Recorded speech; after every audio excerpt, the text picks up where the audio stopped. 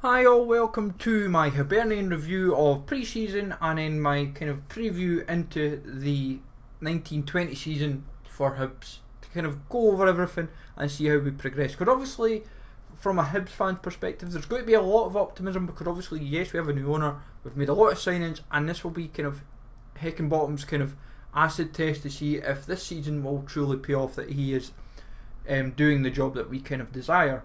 So for those that may be interested in Hibs, then hopefully you enjoy it. If you're not, I can completely understand. I know obviously a lot of folk from the channel will find that my views may be different. And at the end of the day, it's just a fan's view, and we'll see how it progresses from there. So from a pre-season perspective, Hibs have had a kind of a mixed bag really. I would say Hibs were very impressive in some games and have been a bit disappointing in others. Yes, I know it's a case of making sure that the fitness is up. That's kind of been the main focus. I think for a lot of folk, the early games against Arbroath, Dunfermline, Carlisle, at times they were a bit suspect. Arbroath obviously was the first game that we played and we lost against them, but it was one of those games where it was just Arbroath were up for it. They've had a bit of fitness in them already from playing games. But even then, you could still say you shouldn't really use that as an excuse. You've just got to kind of keep working hard and take your chances from there. Betfred Cup was kind of a good way to get us up to speed as well. We had 4 games that each game definitely brought something different to the table. Like Stirling Albion was a game where we had lots of chances, just didn't take them, and we ended up we had to rely on penalties to get the result. Then Alloa was a steady victory against them. Arbroath, we were much more clinical, and we kind of felt like we made a bit of a statement against Arbroath last week. And in the Elgin game that was on BT, for those that couldn't go all the way up to Elgin, it was a game where we had our chances, we just didn't take them. But yes, we still got the win that mattered, and obviously now we got seeded and we ended up facing Morton. We've got Morton in a couple of weeks' time at Easter Road, so hopefully we can progress through the next round at least. But I know under David Hopkin, they seem to be quite an astute little team. Looks like they might be doing quite well, and Hopkin as well did quite well for Livingston, helping them kind of go under the radar and get promoted, and then obviously he left to go to Bradford, so he might be doing same kind of wonders for Morton. For me as well, the games that I feel have been quite, like Carlisle and Newcastle, they're two different scales. Carlisle, League 2 side in England, constantly in the top half of League 2. They're a decent outfit. They're very hard to beat at home. Yet folk were kind of saying, "Oh, you shouldn't. We either made hard work of it, or we should be doing these kind of changes." Carlisle's very hard to beat at home, but a lot of folk were just not taking that in, and to get a 4-3 victory coming from 3-1 down, and Josh Campbell was very impressive, and even then a lot of the guys in the team that we've signed in, like Maxwell, James, have definitely all came in and done, and Jackson have all came in and done some great work in those games. Even last night against Newcastle, I didn't think I knew we wouldn't get a result, and especially when I saw the team, it was basically the first team, but without Dubravka, you kind of knew if you even got a goal against Newcastle, I would be saying to myself, and we took the lead for 5-10 minutes, but Joleton and Almiron, Almiron's a very classy player, Joleton's pretty decent as well. It will be interesting to see how he adapts to the Premier League, but that was a full strength Newcastle team, and we pretty much were, for the first half, very much on. We were competitive. Yes, it went in 2-1 at half time, but I felt like we knew what we were doing, and we kind of gave a good showing. I wasn't disappointed that Marciano was very impressive in the first half. Same for Maxwell when he came on. He was very impressive with his saves. Good goal for Malin. A lot of folk criticising Shaw, saying, "Oh, should get rid of him or get him out on loan. He's never going to cut the mustard." The lads can only do so much, and when you're playing against a Premiership team that is basically full strength, you know that it's going to be a difficult game. Like, that is what folk have to remember.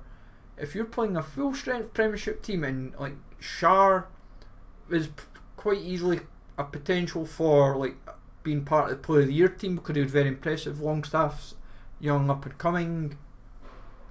Richie's always consistent in midfield. Almiron was very impressive for Newcastle last season and how their form developed.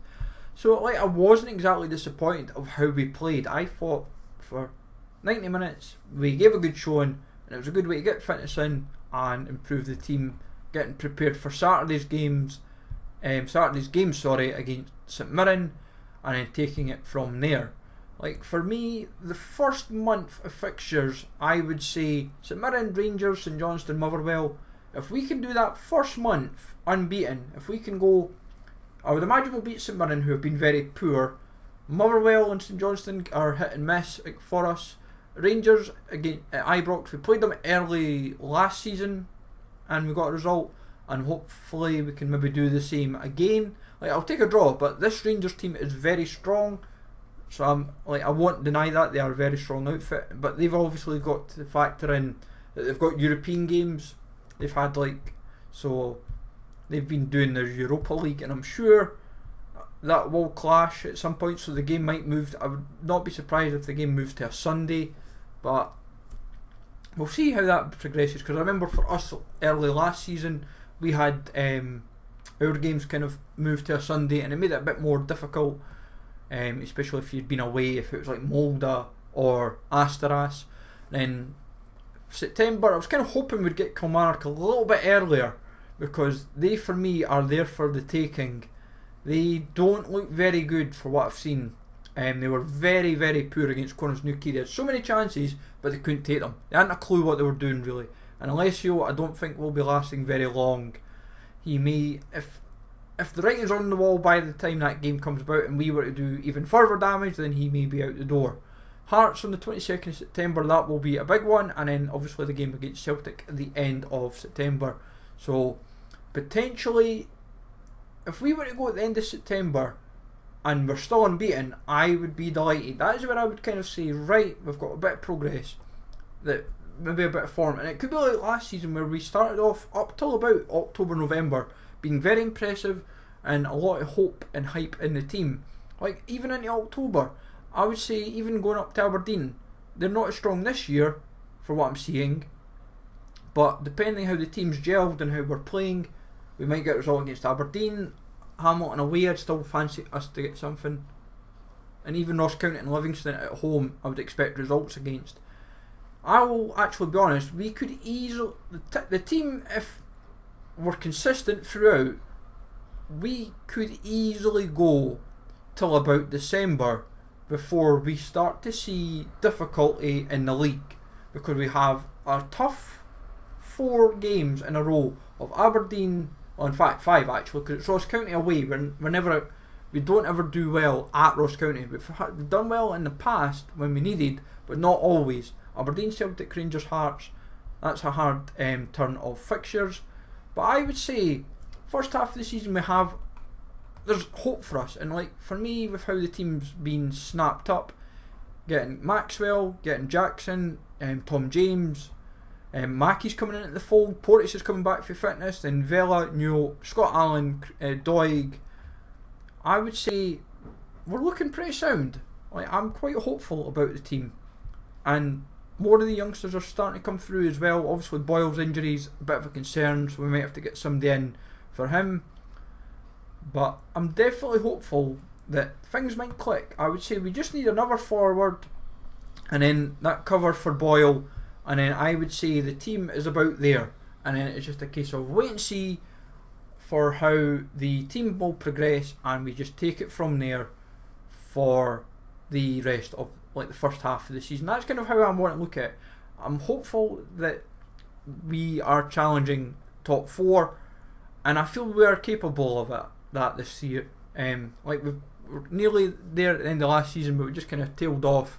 But hopefully the team is consistent, week in, week out. I constantly see them in the gym that I use. They must have an agreement with the club so it's quite good if they're getting to use the facilities, and it gets them switched on doing different things that they might not do in their own training centre. But we'll see how it progresses, folks. Let me know, folks, from a Hibs view, how do you feel about the season ahead, and how did you feel pre-season and the signings have been. Take it easy all, thanks for watching, and I'll catch you all later.